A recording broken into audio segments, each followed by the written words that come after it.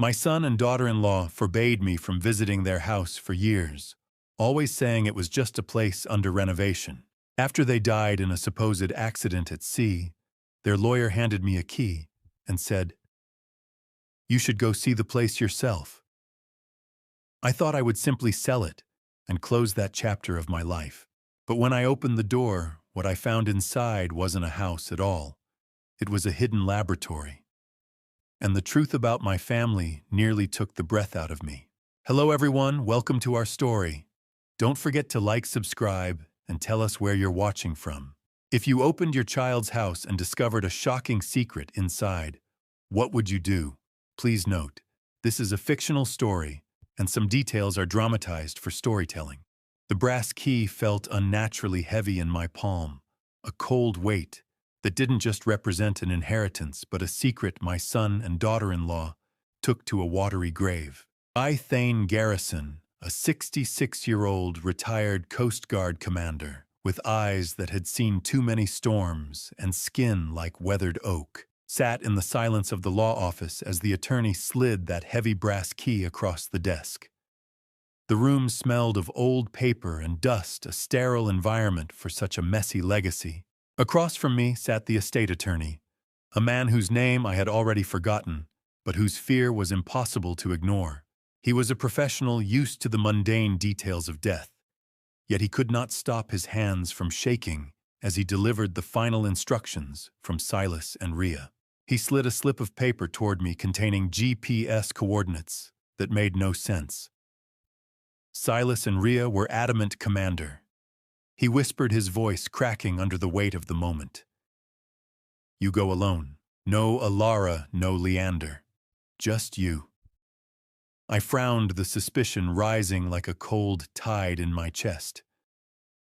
Why the coordinates? My son's property was in the city, not the coast. I knew Silas had claimed that coastal land was worthless scrub, a tax write-off at best. The lawyer's eyes darted toward the door before he leaned in, revealing the true nature of this meeting. Silas and Rhea had left a dead man's switch instruction. The key was only to be delivered to me if I hadn't heard from my daughter Alara about the property's true nature within 6 months of my son and daughter-in-law's funeral. It had been exactly 6 months to the day. Would a man who hated the sea really buy a house perched on its very edge? Or was the ocean just a convenient place for him to disappear? That question haunted me as I walked out of the office and climbed into my old truck. The drive toward Bodega Bay was a gauntlet of gray. A dense, unnatural fog swallowed Highway 1, reducing the world to the salt spray on my windshield and the rhythmic whine of the truck engine. My son and daughter-in-law had been people of science, researchers who valued logic above all else. Yet they had lured me out here to a place where landmarks ceased to exist. The GPS led me off the main road and down a private, unmarked path, hidden behind a wall of twisted cypress trees. The branches reached out like skeletal fingers through the mist. The GPS chirped a final, mocking command. You have reached your destination. But all I saw was a wall of gray. I pulled the truck to a stop before a massive iron gate. The muffled silence of the fog was absolute, pressing against my eardrums until the blood hammered in my temples. I stepped out of the cab, expecting to find a rusted relic of a gate, a testament to the worthless lot Silas had described. Instead, as I reached for the lock, my fingers came away slick. The mechanism had been freshly oiled, the metal gleaming despite the damp air. I looked down at the gravel drive. There, preserved in the moist earth, were fresh tire tracks leading inside. I recognized those tire treads. They were the exact width of my son-in-law's Mercedes, and the engine was still ticking in the silence of the fog. I gripped the iron handle of my service pistol through my jacket pocket, my boots crunching on gravel that had been disturbed only minutes ago. The mist was so thick, it felt like wet wool against my face, but the heat coming from those fresh tire tracks was undeniable. I followed the indentations past a wall of wind-twisted cypress trees toward the sprawling cedar structure Silas had always called a dilapidated investment. My eyes scanned for the glint of a luxury sedan, expecting to see Leander's car parked arrogantly at the front door, but the driveway was empty. It didn't make sense. The tracks I was certain belonged to my son-in-law's Mercedes ended abruptly in a square of concrete that looked too clean for this part of the coast. As I stepped onto the pad, I noticed the faint, oily seams of a hidden hydraulic lift. The car hadn't just left. It had been swallowed underground. A strange, lingering scent of ozone hung in the heavy air, a sharp contrast to the natural rot of the salt marsh. The house loomed out of the Bodega Bay fog, its windows dark and reflective like obsidian mirrors, watching me approach with a cold, predatory gaze. I stood there for a moment, listening to the muffled sound of my own heartbeat, wondering what kind of people build a fortress and call it a shack. I pulled the heavy brass key from my pocket. I expected the resistance of a rusted bolt or the groan of a neglected hinge, but the moment I turned the metal, the door glided open on silent industrial bearings. You have to understand, a house on this coast should smell like salt and rot. This place smelled like a surgical suite. The foyer was a jarring transition from the rugged Sonoma exterior. There was no sawdust from the supposed renovations Alara had mentioned, and no exposed beams waiting for a carpenter's touch. Instead, I found a hall paneled in tempered glass and white cedar pristine and smelling of high-grade hospital antiseptic and lemon oil. My boots felt heavy and filthy on the white floors. Silas Rhea, what the hell were you two building out here? The question was a whisper that died instantly in the acoustic tiled ceiling. I moved deeper into the corridor, my hand still resting on the weapon in my pocket. The cold touch of tempered glass met my shoulder as I navigated a turn toward what should have been the kitchen. The silence in the hallway wasn't the silence of an empty house. It was the hum of a predator holding its breath. Every light was recessed, casting a shadowless glow that made the air feel thin, almost pressurized. I reached a digital security panel mounted by the kitchen entrance, its sleek black surface contrasting with the wood. There was no keypad, only a glowing glass plate designed for a biometric scan. My hand hovered over it, an instinctive rejection of the technology, but curiosity won over caution.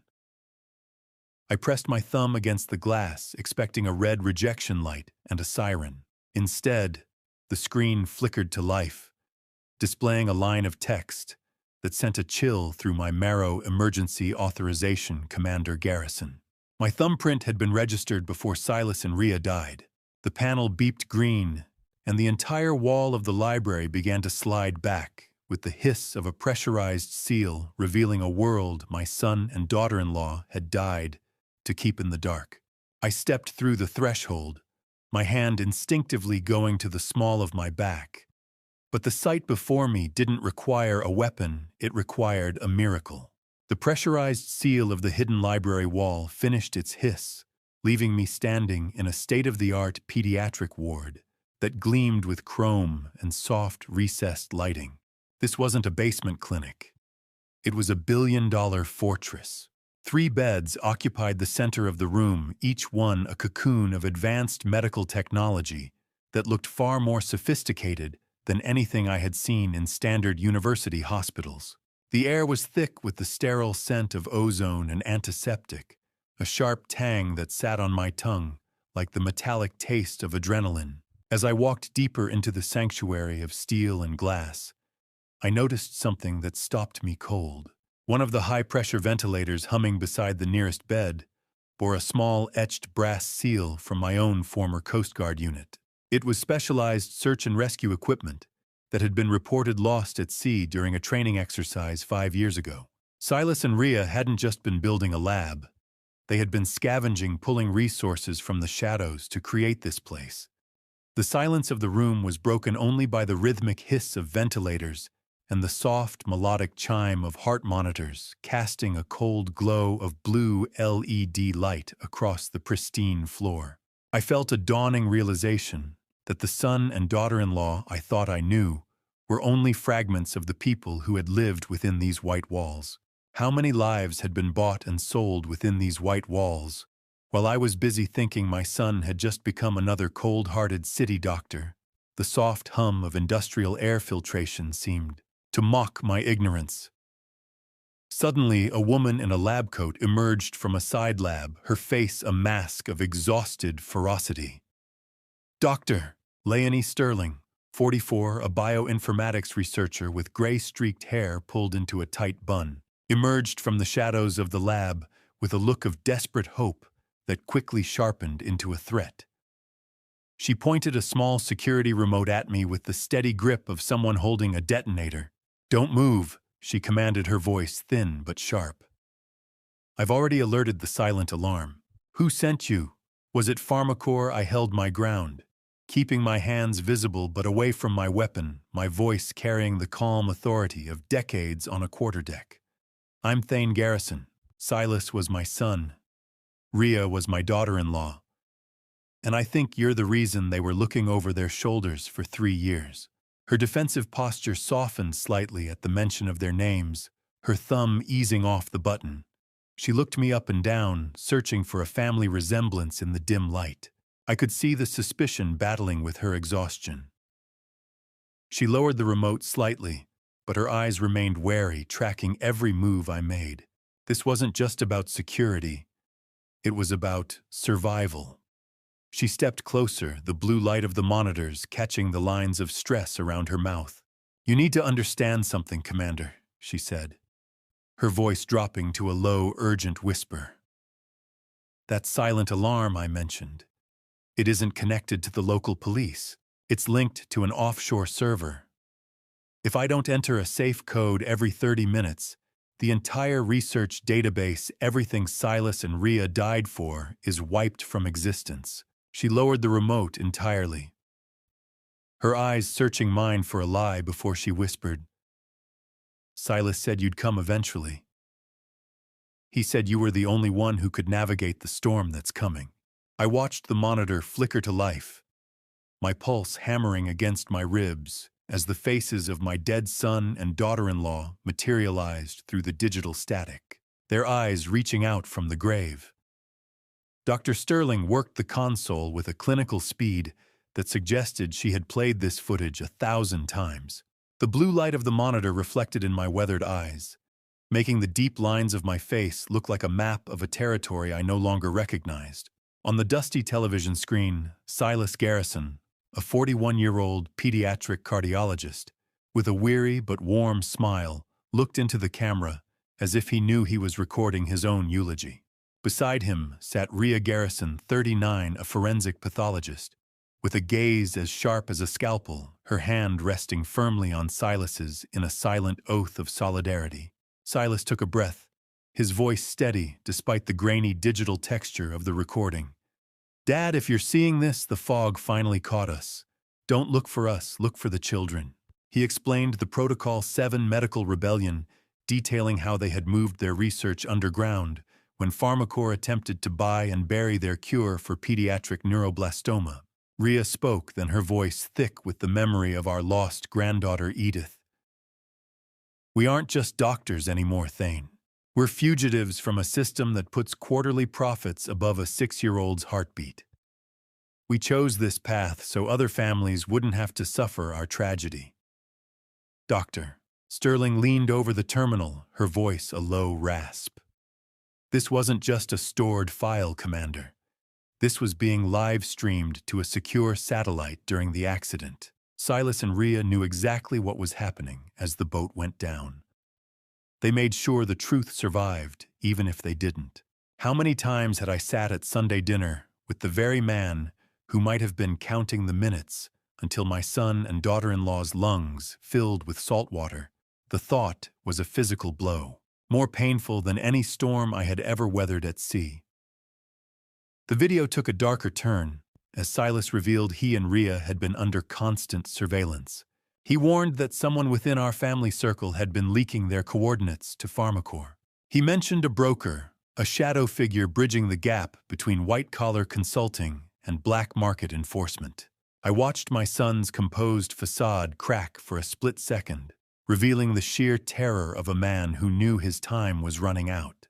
They offered us a golden parachute to walk away. Silas said, his eyes unfocused. When we burned the bridge, they decided to burn the boat. Check the foundations, Dad. The rot is closer than you think. The icy chill of the lab's air conditioning felt like the touch of a corpse against my skin. The smell of stale coffee and ozone seemed to thicken, making it hard to draw a full breath. My son and daughter-in-law didn't die of a storm. They died of greed. I leaned closer to the screen, freezing the frame, until the pixels screamed in protest of the magnification. As the camera had panned slightly during the final moments, it caught a blurred reflection in the window behind Silas.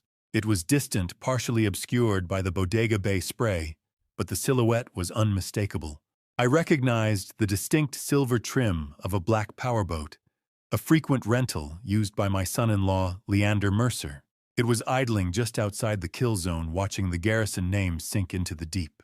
The rage was a cold, familiar anchor in my chest.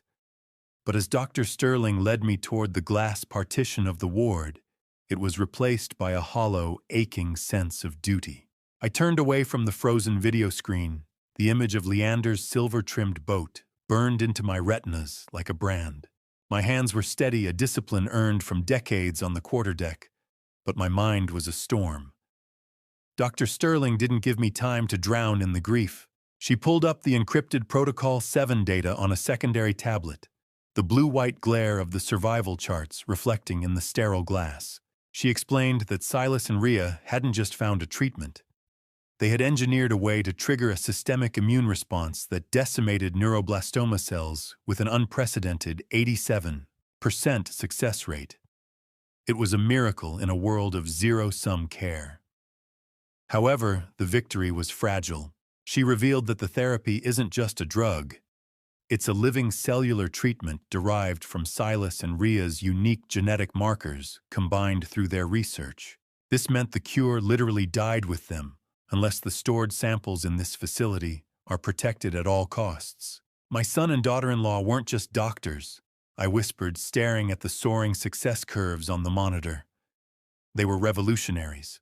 Statistics are just numbers, until one of them looks you in the eye and asks for a cookie. I felt that truth the moment we stepped into the clinical ward. The air here changed, smelling of sterile lavender and apple juice rather than ozone. I was introduced to 7-year-old Wren, a patient who is thriving despite being sent home to die by mainstream hospitals. She sat upright in her bed with a defiant spark in her eyes, meticulously coloring a picture of a lighthouse.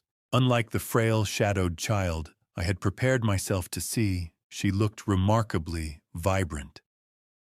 When she looked up at me, her gaze was bright and clear, lacking the glazed fog of heavy sedation.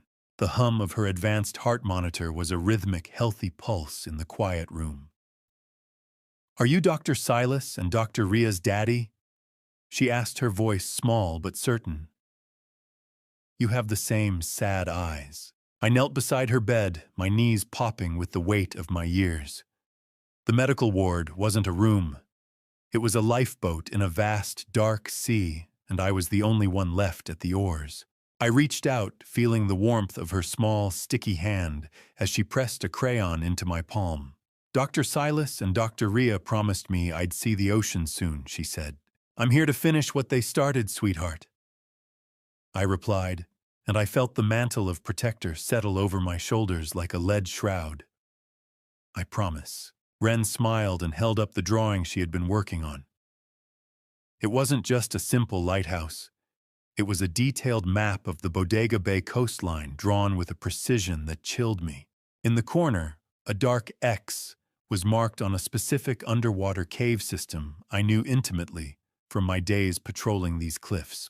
I stared at the X on Wren's drawing, the exact location where my son and daughter-in-law's boat had allegedly capsized, and I realized Silas and Rhea hadn't left me a map of their death, but a coordinate for their survival. I pulled a heavy leather-bound ledger from the shelf, my thumb brushing against the same Coast Guard seal I'd worn for 30 years, and realized my son and daughter-in-law hadn't just been keeping a secret, they'd been building a fortress. I retreated to the absolute stillness of Silas and Ria's private office, the door ceiling shut behind me, with a muted thud that echoed in my chest. The room smelled of old leather and ozone, a scent that had become the hallmark of this hidden world. I sat at their mahogany desk and began a systematic audit of the facility's archives, my hands steady even as my mind reeled from the coordinate Wren had shared.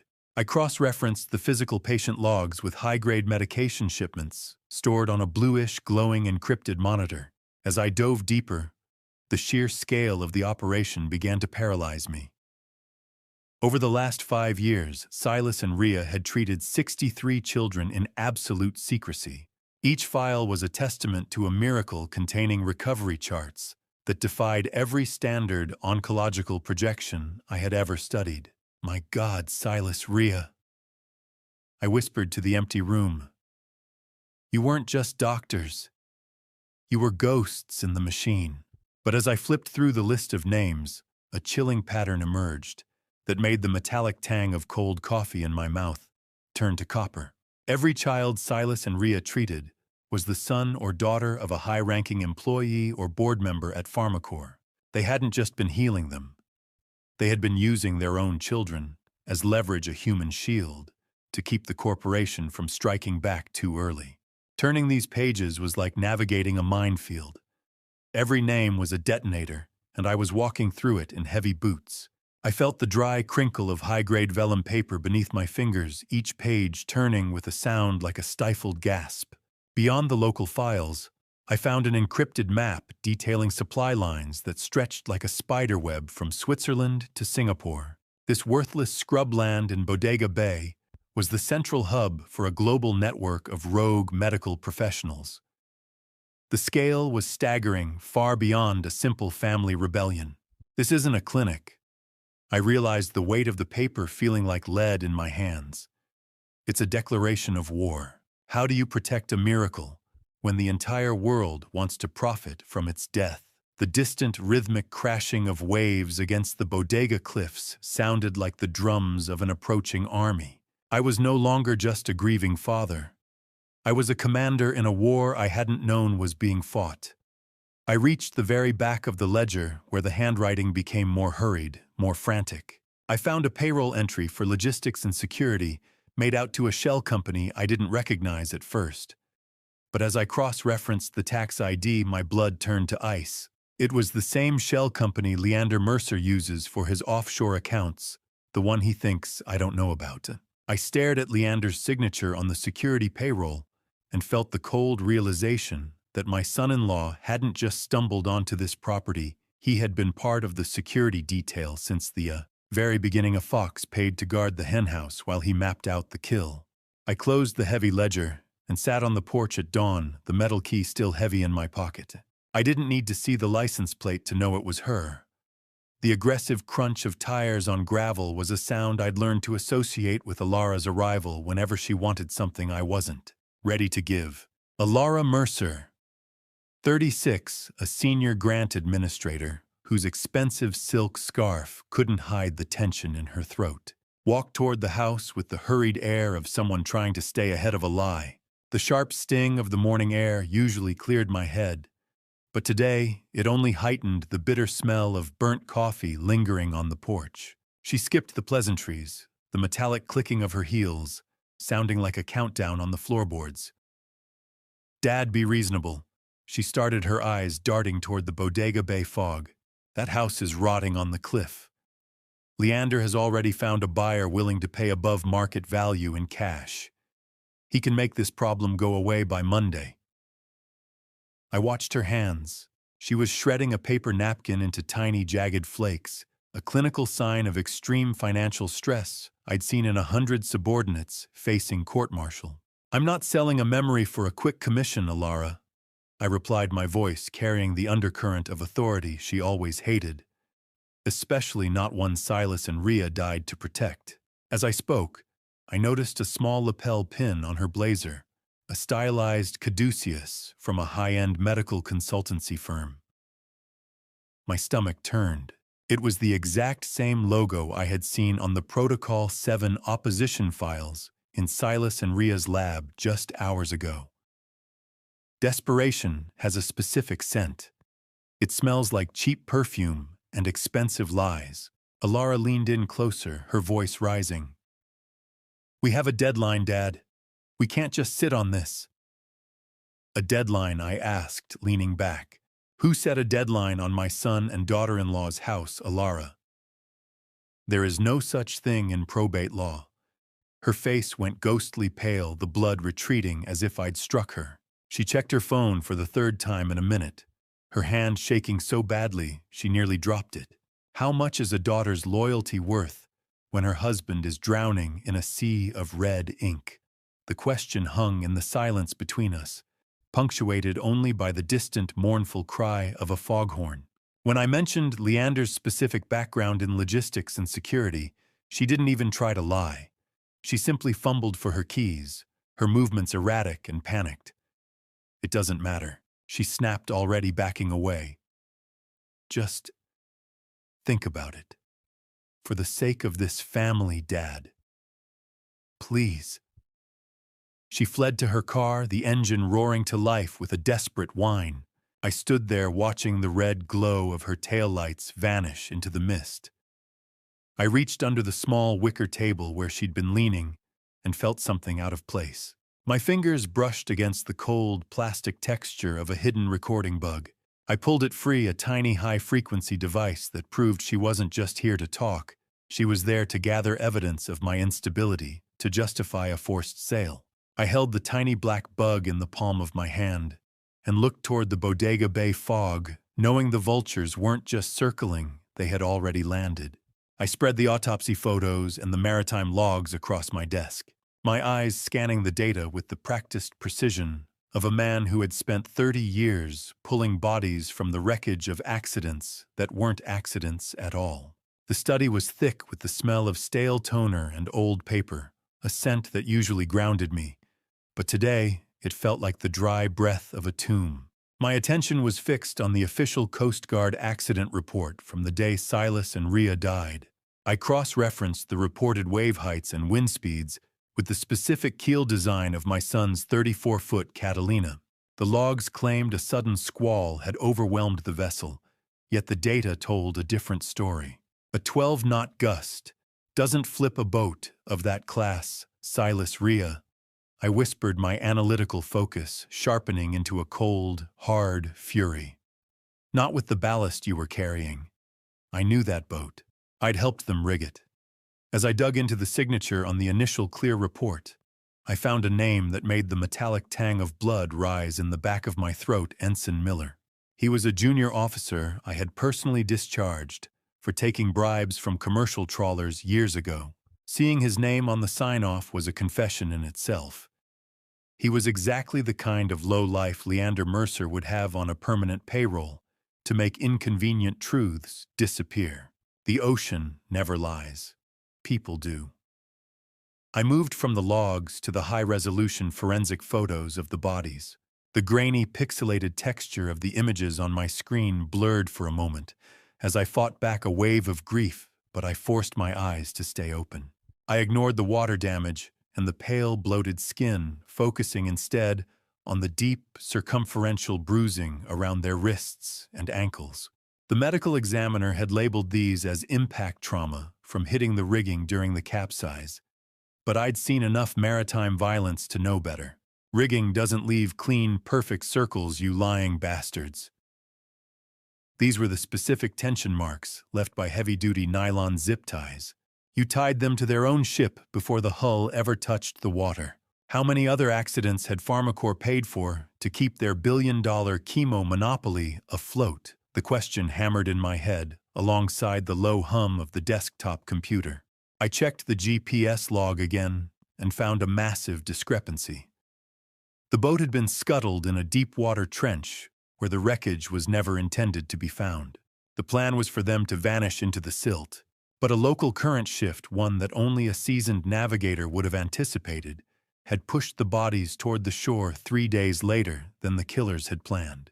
Their own hubris had left me the evidence I needed. I leaned back, my hand trembling slightly, as I reached for a magnifying glass. I looked back at the photo of my son's wrist, then at the grainy surveillance photo of the rental boat Leander had taken out from the marina that same day. I zoomed in on the deck of the powerboat, and there it was, sitting in a messy coil near the transom. It was a length of the exact same blue-flecked nylon rope that had left the signature on Silas and Rhea's skin. The vultures hadn't just landed. They had left their calling card in the very rigging of the murder. I didn't wait for the bell above the door to stop chiming before I locked eyes with the pharmacist, my hand heavy in my pocket on the folder of autopsy reports that proved he'd been sending my son more than just vitamins. The clinical powdery smell of the pharmacy was a thin veil over the rot I was starting to uncover in this town. Miller, the town's local pharmacist with nervous eyes and hands stained yellow from chemicals, stood behind the counter like a man waiting for a sentencing. The squeak of my boots on the linoleum sounded like a jury's verdict in the absolute silence of the shop. I didn't bother with a greeting.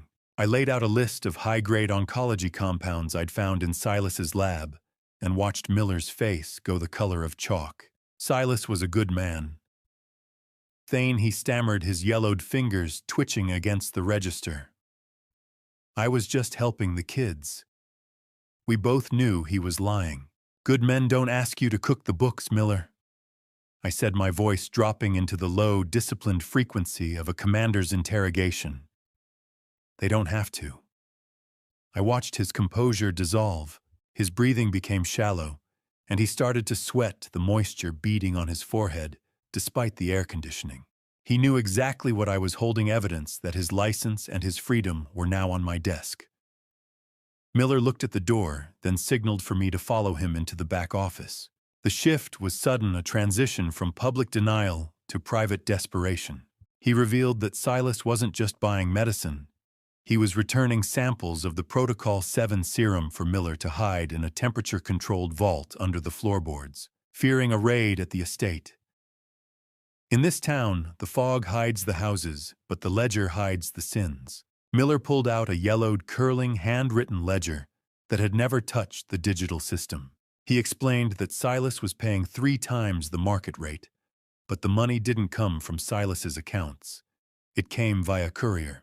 Miller described a specific interaction where a man in an expensive suit matching Leander's description perfectly hand-delivered a cash premium to ensure certain vials remained untraceable. The tall one with the Mercedes. He told me it was all part of a corporate-sponsored trial, Miller whispered, his eyes darting to the security monitor. He was buying your silence, Miller. I replied, a cold resolve hardening in my chest.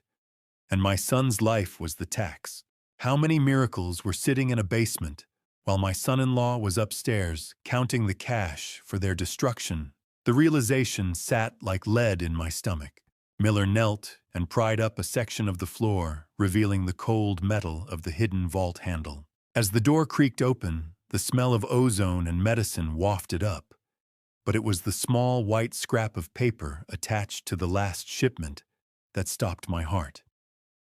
I reached down and picked it up. Leander is asking about the cold storage. Don't tell him. The note was written in Rhea's panicked, frantic handwriting, the jagged slant of the letters a scream from the past. It was dated the day before they died. I pocketed Rhea's note, the paper still smelling faintly of her lavender perfume, and realized that my daughter-in-law hadn't just been a victim, she'd been the one holding the line against her own family. I didn't just walk back into that house. I boarded it like a hostile vessel, my eyes scanning the baseboards and crown molding for the one thing Silas and Rhea would have hidden where Alara's bugs couldn't reach. The heavy mahogany door of the estate groaned as it swung shut, sealing me into a silence that tasted of salt air and ozone. Rhea's note was still pressed against my thigh, a reminder that the woman I'd treated like a daughter-in-law had been a sentry at the gate of her own execution.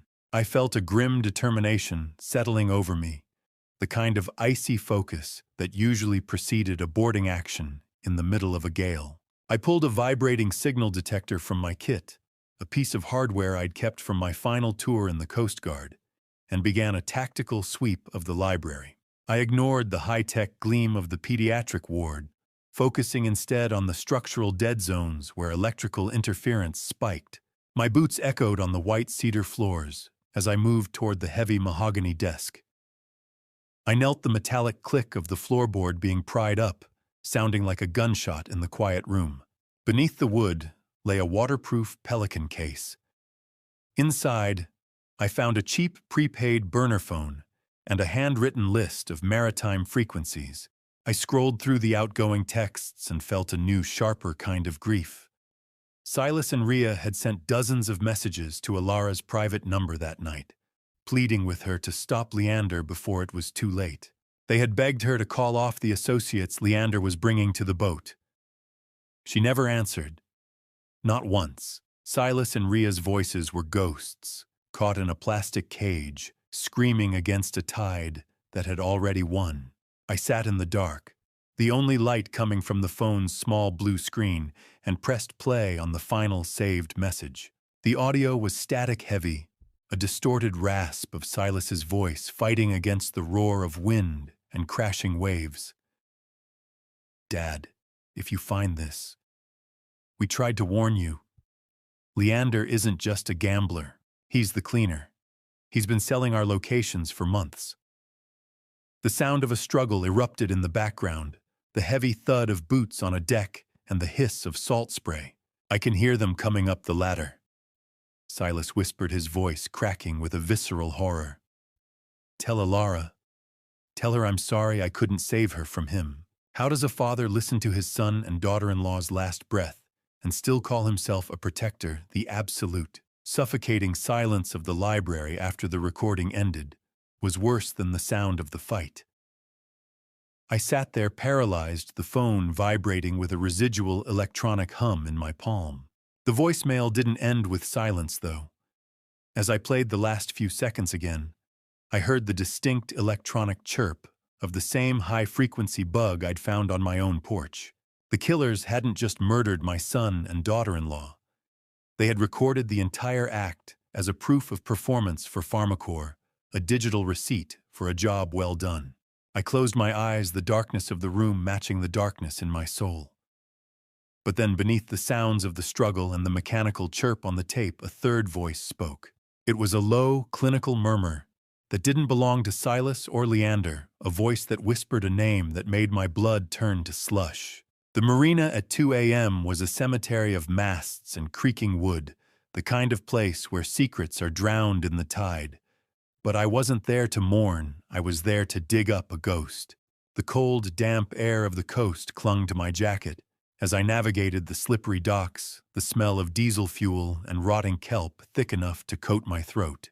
My mind was still reeling from the audio I'd recovered from the burner phone. That third voice, the one whispering commands over the sound of the ocean, hadn't belonged to some corporate hitman. It was the same dry, precise tone of the attorney who had handed me the brass key in Sacramento. The legal inheritance hadn't been an act of my son's foresight. It had been a baited hook, a setup to watch me walk right into their surveillance net. I reached the security shack, the rhythmic slapping of water against the mossy pilings sounding like a slow, steady heartbeat. Elias, a weathered dockhand, with hands like cracked leather and eyes heavy with a debt he could never repay, led me into the flickering light of the security shed. He looked older than he was a man ground down by life until Silas had stepped in to save his boy. "Your son is breathing because of Silas Elias," I said, my voice carrying the weight of a debt that didn't need naming. "I need the raw logs from slip 42. He didn't ask questions. He knew the official investigation was a whitewash that only tracked the main channel. "Thane, if they catch me, I'm done," he whispered. But he was already pulling out a ring of keys. "Silas gave us everything. Follow me." We moved into the cramped server room, the low-frequency hum of cooling fans filling the air. Cameras don't have a conscience.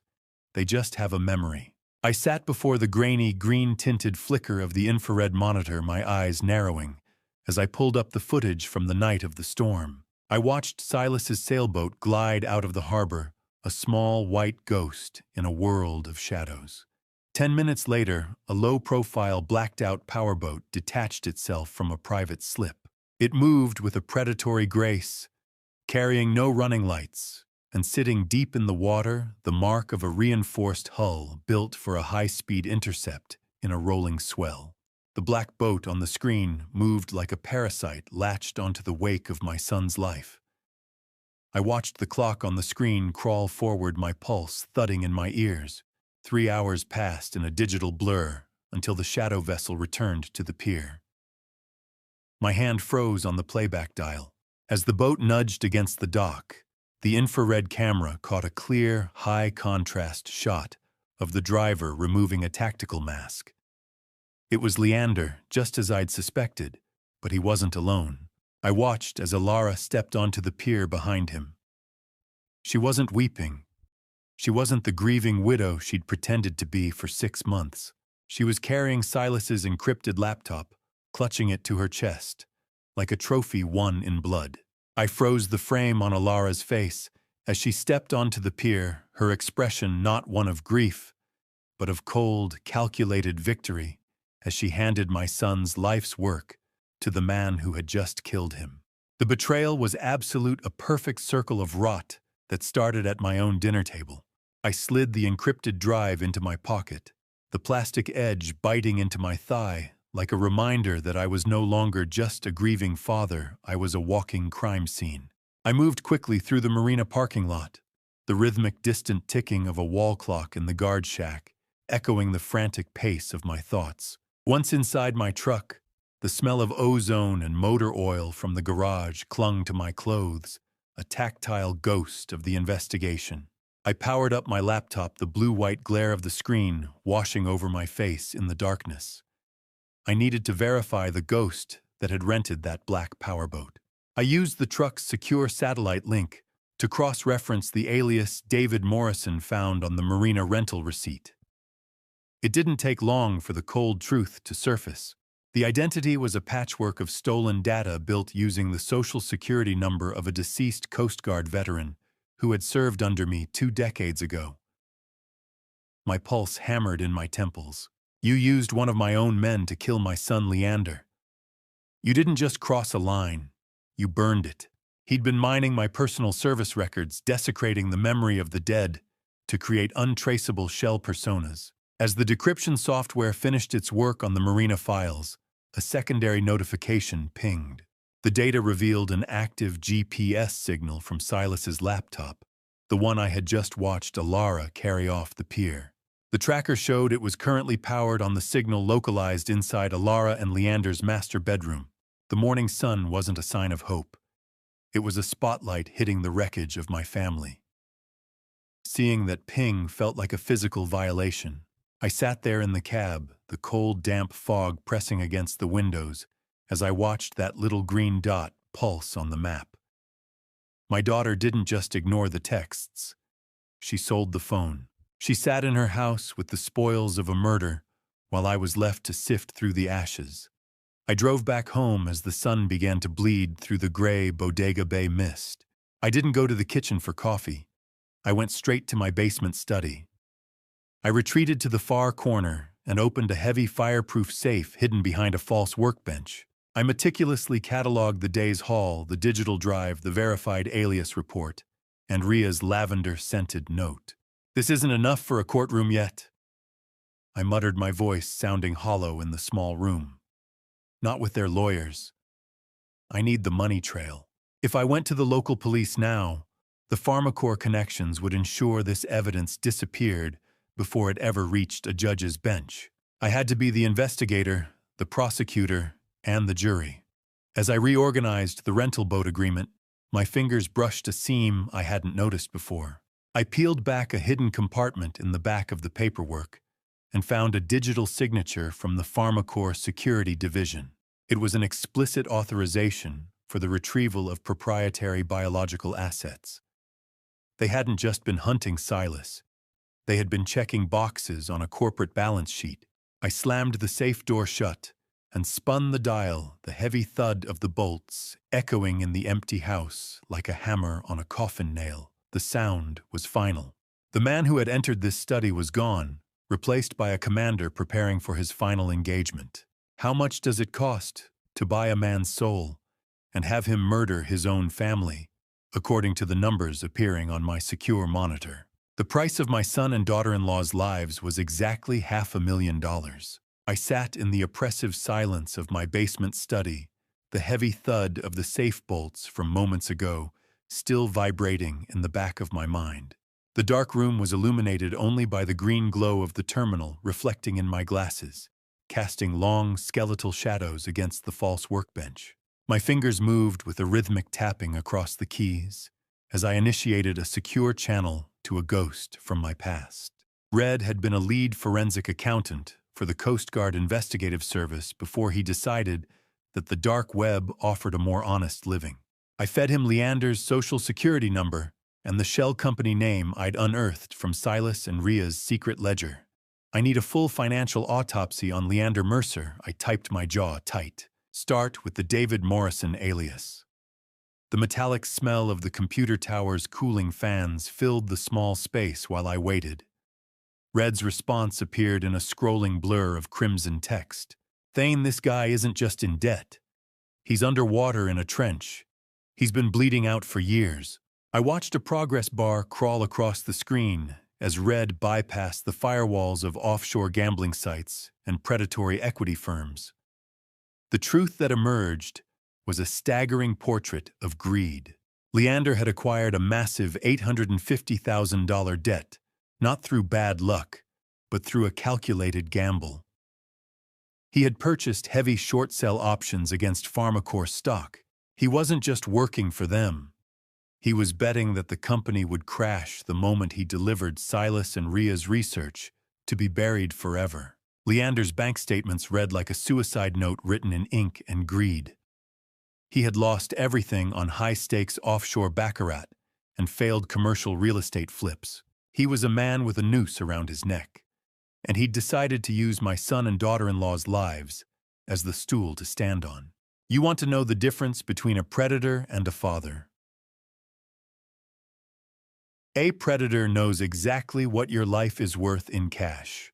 A father doesn't realize there's a price tag until he's looking at a wire transfer. Red hit the mother lode at midnight. A dossier arrived, itemizing a $500,000 deposit from Aegis Strategic Consulting, a notorious Pharmacore front. It hit Leander's account exactly 72 hours after the boat went down. $500,000, I whispered to the cold walls. That's what a successful assassination looks like on a balance sheet. But the sudden sharp chill of realization didn't stop there. As I dug deeper into the decrypted files, Red highlighted a secondary account. It was a private offshore ledger in Alara's name. It had been receiving a monthly stipend of $10,000 from that same Aegis shell company for over a year before Silas and Ria ever died. My breath hitched the air in the basement, suddenly feeling too thin to support life. I stared at Alara's name on that monthly stipend, the dates matching perfectly with every holiday she'd spent away from us. And I realized my daughter hadn't just been a victim of Leander's manipulation, she had been on their payroll since the beginning. She wasn't just covering for her husband. She was an active participant in the corporate surveillance that had pinned Silas and Ria like butterflies to a board. I bypassed the front door, slipping through the ventilation service hatch with a cold efficiency that would have made my old training instructors proud and my son terrified. The estate above was silent, but down here in the belly of the Bodega Bay facility, the dry, stale air of the server room tasted of static and ancient secrets. I moved through the shadows with icy tactical detachment, the revelations of Alara's betrayal sitting in my stomach like lead.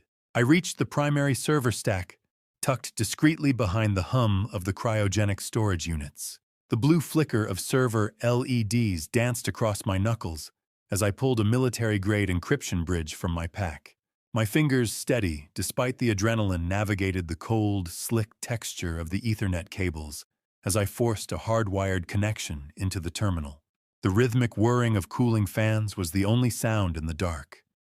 This stays in the light now, Silas, I whispered to the empty room. No more shadows. I initiated the mirroring process, watching the transfer bar begin its slow crawl across the screen. Every gigabyte of Protocol 7 data moved to the decentralized cloud was a nail in Pharmacor's corporate coffin. However, the system balked, the screen flashing amber. A secondary biometric override was required, not just my thumbprint, but a scan from a living patient 0.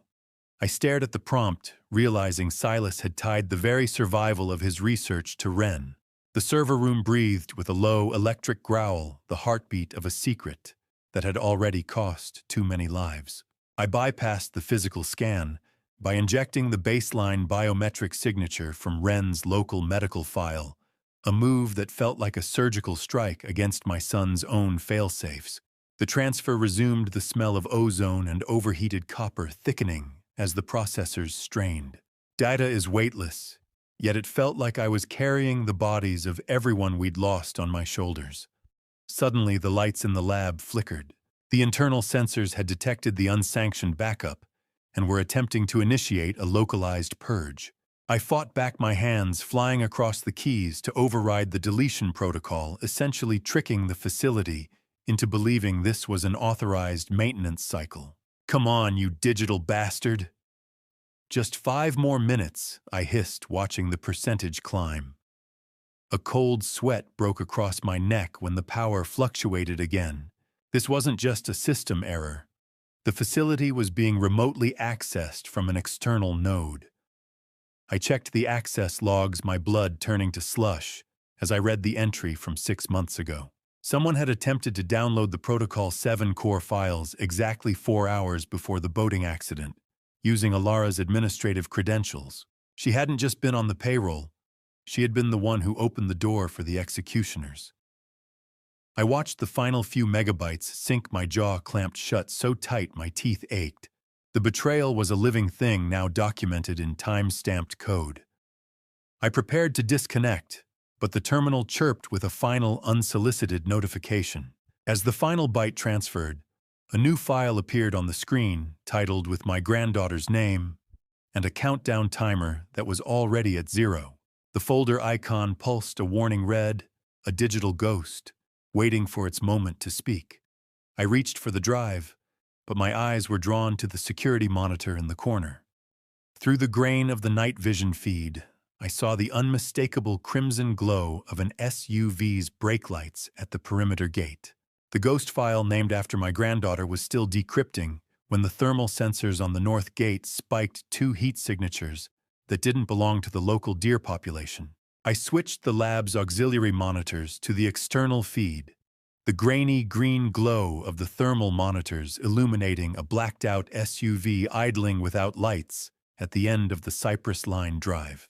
My years in the Coast Guard kicked in, a cold, clinical calm settling over me as I analyzed the vehicle's tactical modifications through the grain. It had the reinforced bumpers and run-flat tires common in high-end private security details. Pharmacor wasn't just monitoring this property from a distance anymore.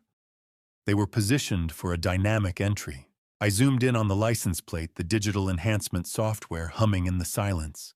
The registration came back to a holding company I recognized instantly from the financial dossier Red had sent me earlier. It was a subsidiary of Leander's firm. The security Leander had provided Silas wasn't a shield. It was a surveillance net designed to tighten the moment the corporate masters gave the word. "You're late to the party, boys," I whispered to the flickering screen. "The data is already in the wind." A black SUV in a white fog is a shadow with teeth, and I knew exactly how sharp those teeth could be. I initiated a localized dark mode for the facility's exterior, cutting the perimeter lights to bleed the landscape into a uniform gray that would baffle their night vision. I packed the encrypted bridge and Ria's original notes into my jacket, the weight of the drive feeling like a live grenade against my ribs. I had to move. I watched the monitor one last time as a man in a tactical headset stepped out of the vehicle, his red dot laser sight sweeping the cypress trees as he moved to inspect the gate lock I'd recently oiled. How many times had Leander sat at my table while his associates were outside mapping the path to my son's murder? The thought was a physical weight, but I pushed it aside, choosing tactical focus over the luxury of rage. I retreated toward the back of the lab, entering a narrow, damp drainage tunnel that Silas had meticulously mapped out as an emergency exfiltration route. The claustrophobic smell of wet concrete and old earth pressed in on me as I moved, the only sound, the rhythmic thud of waves against the cliffs outside. My boots made no sound on the slime-slicked floor. I crawled through the darkness, the air getting colder and saltier, until the tunnel opened onto a narrow ledge above the surf. The cold bite of sea spray hit my face like a slap. I climbed down to the beach, the sand sucking at my boots in the dark. I scanned the shoreline expecting to be alone with the tide, but then I stopped. There, illuminated by the faint moon, was a fresh set of footprints leading away from the water and straight toward the tunnel entrance I had just exited. They were small, distinct, and fresh. My heart hammered against my ribs as I looked at the footprints in the wet sand, then back at the house, and realized the call wasn't just coming from inside the family, it was coming from inside the building. Someone else had breached the perimeter before I ever arrived, and they were still in there, with the ghosts of my family. The world came back to me in jagged, nauseating shards, the smell of stale urine, the bite of a San Francisco wind, and the terrifying realization that I couldn't remember my own middle name. I lay on the cold, damp wood of a park bench, the spinning neon lights of Union Square blurring into a chaotic mess of electric violet and sickly yellow. My motor skills failed as I tried to push myself upright, my limbs feeling like leaden weights attached to a mind that was half submerged in a chemical swamp. The metallic, bitter taste of a sedative sat heavy on the back of my tongue.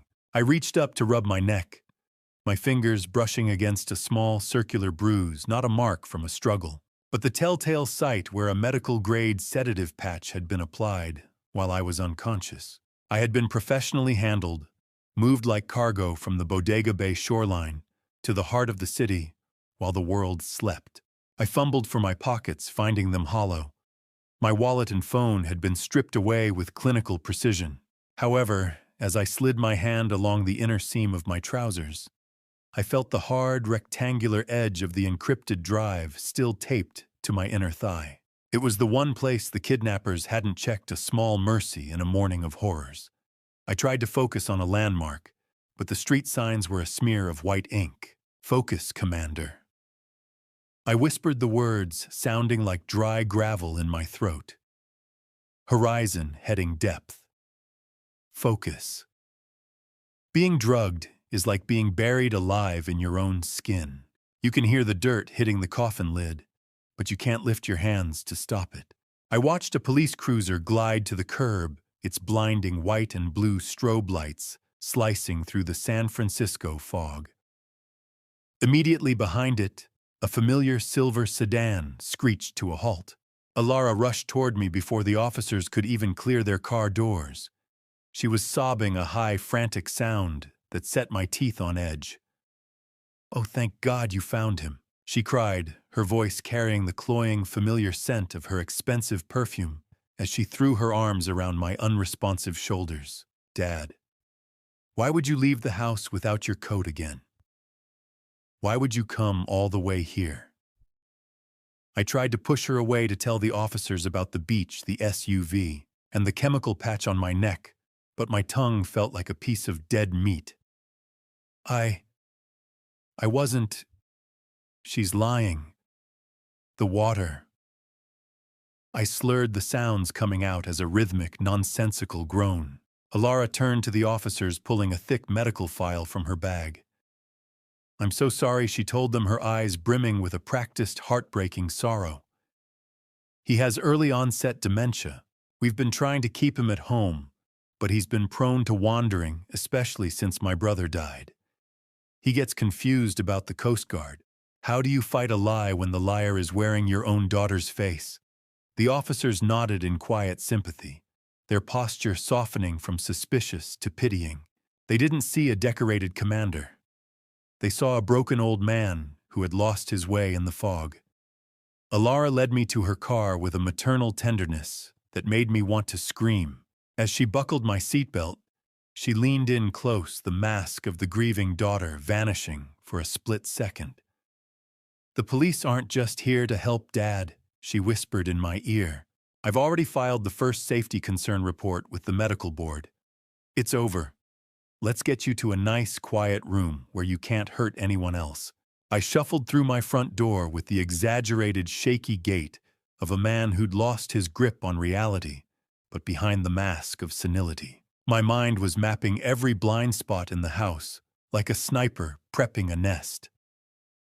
Alara was right behind me, her hand firm on my elbow, guiding me as if I were a piece of fragile porcelain.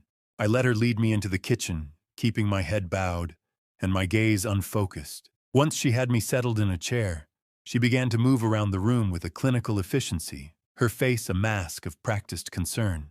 "I just can't remember where I put my glasses, Alara," I muttered, making sure to slur the edges of the words. "It's all so fuzzy." She patted my hand, the cloying scent of her perfume clashing with the bitter chemical smell of the toxin reagent I'd hidden in my palm. "Don't worry, Dad," she said softly. "I'm here now. I'll handle everything. Just drink your water." She poured a glass from my open bottle on the counter and set it before me. I waited until she retreated to the living room to make a phone call. Then I pulled a clandestine detection kit from under my sleeve. I tested the water and the residue in the coffee machine. The strip turned a deep, bruised purple, a high-affinity benzodiazepine derivative. It was a professional extractor's tool, designed to induce amnesia and disorientation without leaving a trace in a standard toxicology screen. My blood turned to ice when I checked my daily pill organizer. Alara had already replaced my heart medication with inert placebos. She wasn't just waiting for me to fade. She was actively dismantling my physiology to ensure my mental decline was permanent. A home is a sanctuary until the person holding the key wants you dead. I spent the next few hours under the guise of cleaning up, moving with a sluggishness that masked my tactical precision. I began installing the micro-aperture high-definition cameras I'd acquired under a shell name weeks ago. I hid them in the smoke detectors, the air vents, and within the spine of a hollowed-out book on the shelf. The tiny, needle-sharp lenses were invisible to the naked eye, creating a 360-degree surveillance net. I routed the data through an old Coast Guard satellite bounce to bypass the home IP address, the high-pitched whine of the encryption bridge, a comforting song of resistance in the silent house. How many accidents start with a glass of water and a daughter's worried smile? I moved to the foyer to set the final sensor, looking through the curtains at the street outside. 2 blocks down, a black SUV sat idling its windows dark. The vultures from Bodega Bay had followed their prey to the city. I returned to the basement, the cool, dry air helping to steady my breathing as I powered up my tablet. "You think I'm the one who's blind, Alara?" I whispered, as the screen flickered to life. But I've never seen more clearly. The grainy, blue-tinted light of the monitor showed the house in stark detail. I watched the first live feed catch Alara in the living room. She was no longer crying or acting the part of the devoted daughter. She looked sharp, cold, and utterly detached as she pulled a burner phone from her purse. I watched her lips move, mouthed with a terrifying clarity. "Tonight." My heart hammered against my ribs like a trapped bird. The trap was set, and the bait was finally watching the hunters. I lay in the dark, my heart a heavy rhythmic drum against the mattress, waiting for my own daughter to walk through the door and try to kill me. The house was a tomb of silence, or so Alara believed, as she used her emergency key to bypass the deadbolt at 1 a.m. I didn't reach for my service weapon. Instead, I reached for my phone, watching the eerie green and black flicker of the night vision feed from the kitchen camera. Alara moved with a practiced, haunting silence, her face illuminated by the cold blue glow of her own smartphone. I watched her reach for the stove. With the clinical detachment of a scientist, she meticulously turned each gas knob, ensuring the pilot lights were extinguished first so that the sudden, sharp hiss of gas escaping the burners remained uncombusted. She paused for a moment, her ghostly silhouette looking toward my bedroom door, and I felt a soul-crushing betrayal that no storm at sea could ever rival. I soon realized the message I had intercepted earlier wasn't just about the stove. As I monitored the exterior cameras, I saw that the external vents of my house had been taped shut from the outside. They were turning my home into a literal gas chamber. Gas is a patient killer. It doesn't need to strike. It just needs to exist. It fills the lungs like a silent tide rising until there is no room left for the soul. I waited perfectly still as the sharp, rotten egg smell of natural gas began to seep under my bedroom door, thick and suffocating. I heard Alara's car pull away, the gravel crunching beneath her tires like the closing of a casket. Only then did I spring into action. I donned a localized breathing apparatus I had retrieved from the hidden lab, the cold rubber seal of the mask pressing against my face with a reassuring firmness. Is it still murder if the person holding the knife shares your DNA, or is it just an extension of a failed bloodline? I asked myself, the thought echoing in the hollow space of the mask. I didn't just open the windows. I deployed a heavy-duty industrial fan to clear the air, all while recording the specific gas levels on a digital sensor.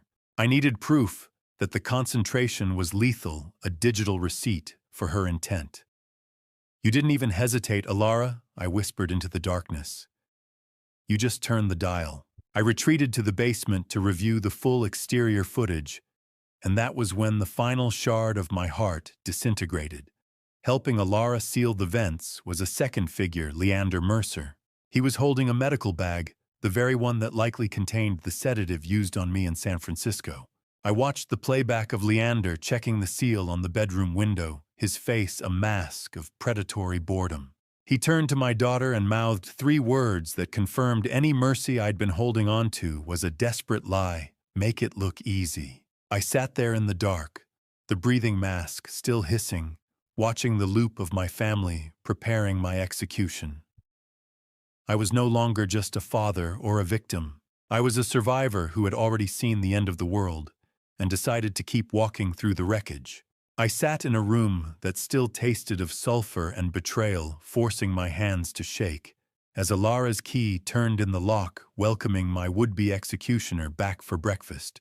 The morning sun hit the kitchen floor where the gas was left running just hours ago, and I had gone through the exhaustive effort of making the house look like the site of a confused, near-fatal mistake.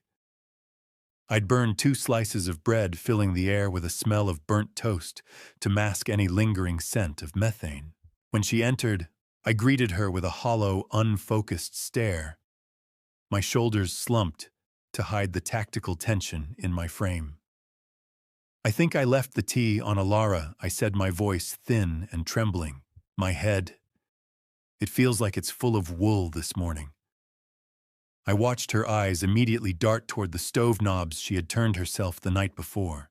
I saw a momentary flash of frustration in her gaze when she noticed the windows were wide open, a variable she hadn't accounted for in her plan to find a corpse. She pivoted instantly, her face shifting into a mask of maternal concern. "Dad, this is the 3rd time this week," she said, her tone sharp with high-pressure gaslighting. "You almost blew up the neighborhood. You're not safe here anymore." I reached for a piece of charcoal black toast, my fingers fluttering as if I lacked the strength to hold it. Alara didn't hesitate. She produced a stack of glossy clinical brochures for a place called the Gilded Pines. I knew the name. It was a high-security memory care facility under the PharmaCore umbrella, a corporate-owned waiting room for those they needed to disappear quietly. "Leander says they have the best doctors," she said, sliding the brochures across the table. Her hand felt like an artificial warmth on my shoulder, heavy and proprietary. "You'll be happy there, Dad. No more accidents." I looked down at the pictures of smiling seniors and manicured lawns, realizing the pen she was handing me was unusually heavy. It was a cold, metallic weight that felt out of place. My son's research into biometric security flashed in my mind. The pen was a scanner designed to capture my signature and fingerprint simultaneously for an immediate, irrevocable transfer of power of attorney. A daughter's kiss on the cheek can be more lethal than a bullet if her heart is made of ice. She leaned in closer, the rhythmic ticking of the kitchen clock, measuring the final seconds of my supposed freedom. How many times had I taught her to be brave, only for her to use that courage to bury her own father. "If you think it's best, honey," I whispered, projecting a broken, frightened submission. "I just want to stop being so confused." I took the pen and began to sign the voluntary commitment papers. I moved the nib across the page with slow, deliberate precision. I wasn't signing my life away. I was writing in a maritime distress script, a subtle, coded variation of my signature that my bank and my personal lawyer were specifically trained to recognize as an authorized signal of coercion. She took the signed papers with a triumphant smile, unaware that the ink on that page was the first step in the legal noose I was tightening around her neck. She stood up already, tucking the documents into her bag, as if she were checking off a task on a corporate spreadsheet. "We'll get you packed soon," she said, her voice bright with victory. The doorbell didn't just ring. It sounded like a depth charge exploding in the quiet of my hallway, announcing that the legal war for my soul had officially begun. I stood in the foyer, forcing my posture to sag, letting the weight of the previous night's staged trauma show in the lines of my face. When I opened the door, the morning air felt heavy, carrying the low, distant rumble of a city bus passing by. A man in a cheap windbreaker stood there, thrusting a thick envelope toward my chest. I felt the dry, paper-cut sting on my thumb as I took the petition. The sharp, clinical smell of fresh toner on the legal papers wafted up a scent that usually meant order, but now smelled of a meticulously planned execution. I scanned the first page, a formal petition for emergency guardianship and an immediate asset freeze. I looked at the man, making sure to let my hand tremble. "I don't understand," I whispered, my voice cracked and small. "Why would my daughter do this?" The man didn't look like a professional process server. His eyes were hard, scanning my hallway for valuables, and his knuckles were scarred. I recognized the type, a low-level enforcer for the same debt collection group Leander owed money to Cent, to intimidate me under the guise of legal service. "Just the messenger, sir," he grunted, already turning back to his car. "You have a hearing in 72 hours. The heavy, ominous thud of the front door closing behind him punctuated the start of my countdown. I retreated to my study and locked the door. Paper is the only weapon that can kill a man without drawing a single drop of blood. I read through the affidavits signed by Alara and a neutral medical evaluator. They'd used the drugged park bench incident and the staged gas leak as primary evidence of my rapid cognitive decline. It was a perfect trap, built on the very crimes they had committed against me. My mind was already dissecting the legal loopholes as I turned to the computer.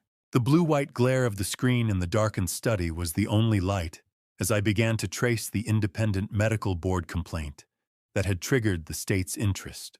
I reached out to my old Coast Guard contacts, bypassing the surface-level bureaucracy. The digital origin of the complaint led straight to a terminal inside the executive wing of City Hospital. How many lives had Gregory Vance traded for that corner office and a seat on the board of a killer? I found the records I needed.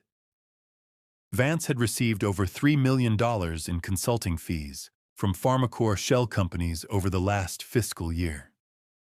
"So you're the one who signed my son's death warrant for a bigger bonus, Vance." I muttered, my heart hardening into a cold, predatory focus. I looked closer at the hospital's organizational chart. The final piece of the puzzle clicked into place with a sickening sense of symmetry. Gregory Vance was actually the biological father of the attorney who had handed me the keys to the Bodega Bay estate. The circle of betrayal was complete, stretching from the legal system to the medical board. I looked at the photo of Vance on the screen and realized he wasn't just a corrupt executive. He was the one who had authorized the logistics and security payments to Leander's shell company 6 months before Silas died. They hadn't just murdered my son. They had commoditized the aftermath. The rain hammered against my windshield, like a barrage of small arms fire a fitting rhythm for the clandestine meeting that would either cement my son's legacy or bury us both in an unmarked grave. I drove through the deluge, navigating the skeletal neon-lit streets of the Mission District until I found the derelict alley Agent Thorne had designated. I pulled up behind a black, surveillance-proof SUV that sat idling like a predator in the tall grass.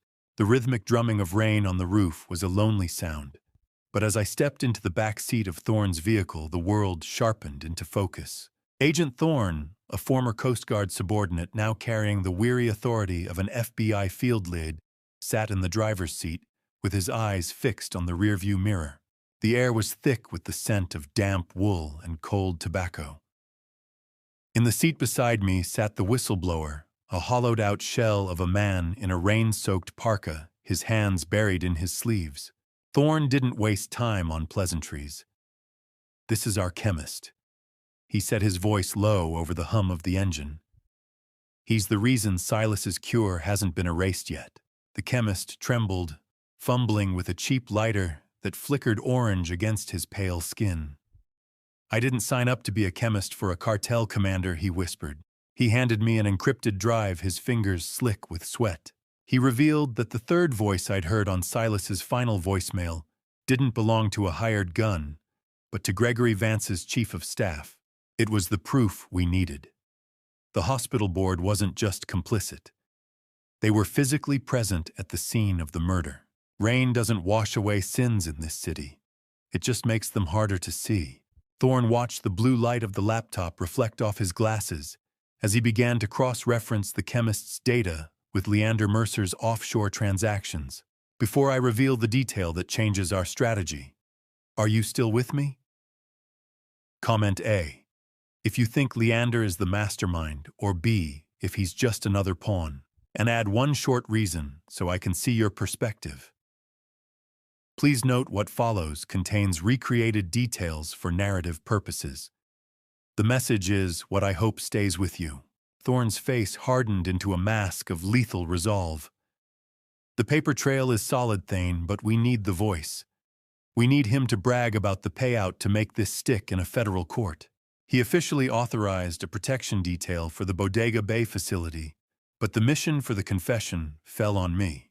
"I've spent 30 years watching men drown," I told him, the metallic cold of the wire device he handed me feeling like a garrote in my palm. "I know exactly how to make a rat talk when the water starts rising."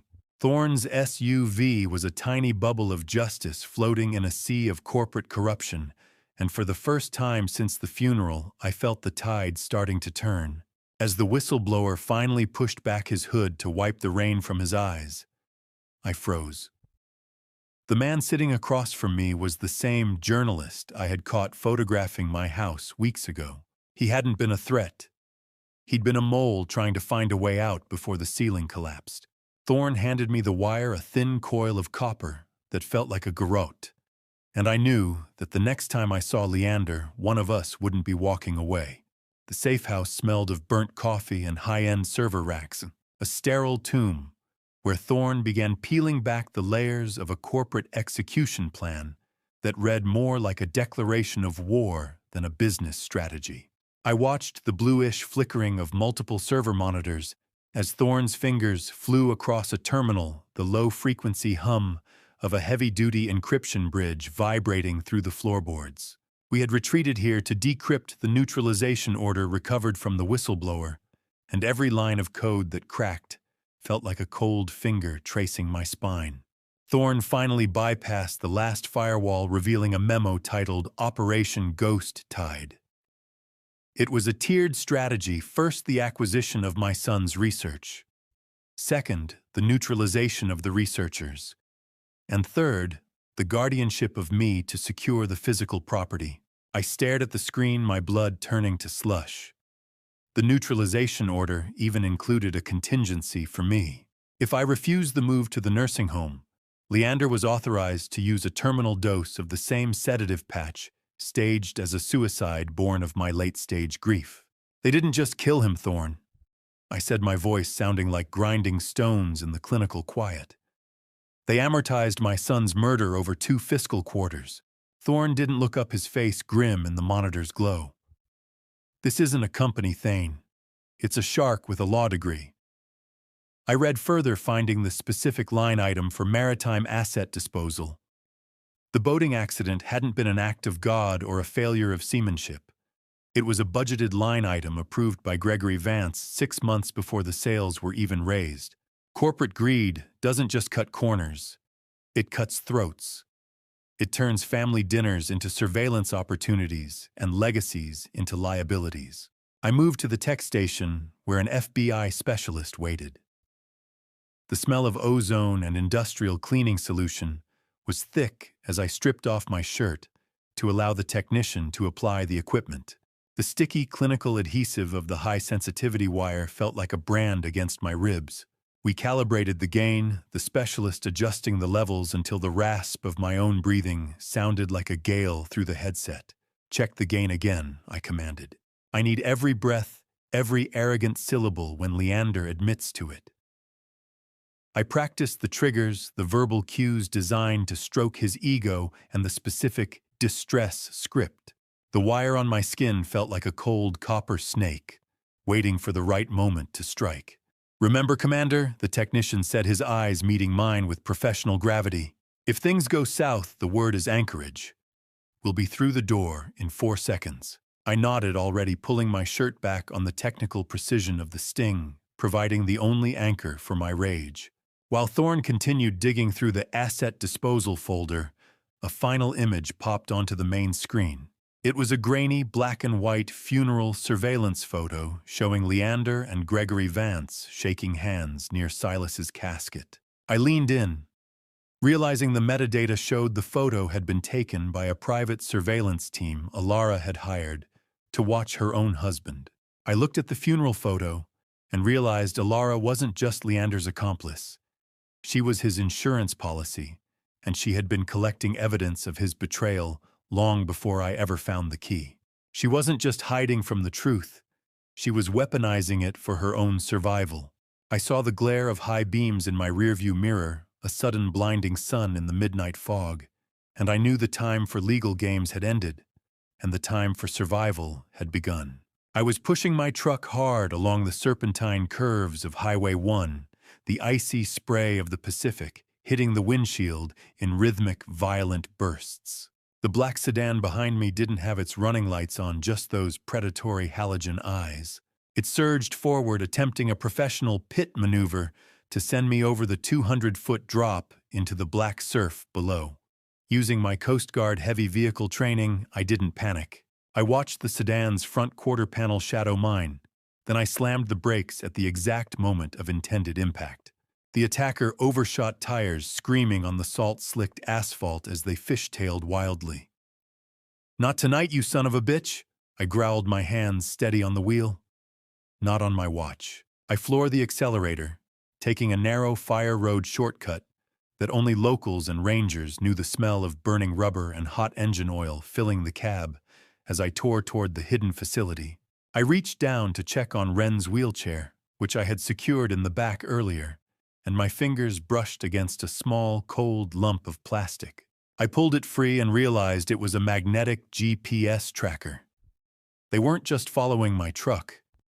They were tracking the living patient Zero directly. I arrived at the Bodega Bay estate with the engine ticking from the heat. Dr. Sterling was already waiting in the subterranean garage, her face a mask of controlled urgency. She had prepped the 3 remaining children, their small forms bundled against the coastal chill. Tires screamed on the asphalt, a sound like a wounded animal in the dark, but it was distant, coming from the main gate. "Commander, they were at the perimeter 5 minutes ago, Doctor," Sterling said, her voice tight. "We have to move now." We began loading the kids and the portable life support systems into the unmarked armored van Silas had kept hidden for this exact scenario. The rhythmic, artificial beep of the children's portable monitors was the only clock that mattered now. "I'm taking them to the old lighthouse station," I told her as I helped Wren into her seat. "It's off the grid and federally protected." The armored van was our metal ark, carrying the only hope left in a world that wanted to drown it. I felt the heavy, vibrating thud of the van's armored door closing, sealing the children away from the wolves outside. We moved out through the coastal scrub, the pale, ghostly light of the lighthouse appearing in the distance like a beckoning finger. As we reached the secondary safe house, Sterling reached into her pocket and pulled out a small rectangular object.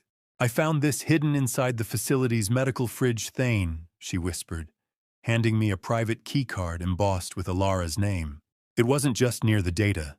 It was tucked behind the primary cellular samples. I held Alara's keycard.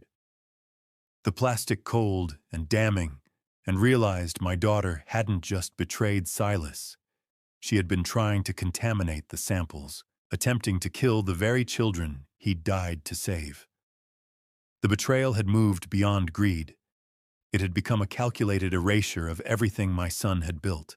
I stood in the center of the silent ward, the copper wire beneath my shirt itching like a guilty conscience, listening for the gravel crunch of a man who thought he was coming to collect an inheritance, but was actually walking into a cage. I checked the adhesive on my ribs one last time, feeling the cold, hidden pressure of the wire against my chest. The children were safe at the lighthouse, and the bait was set.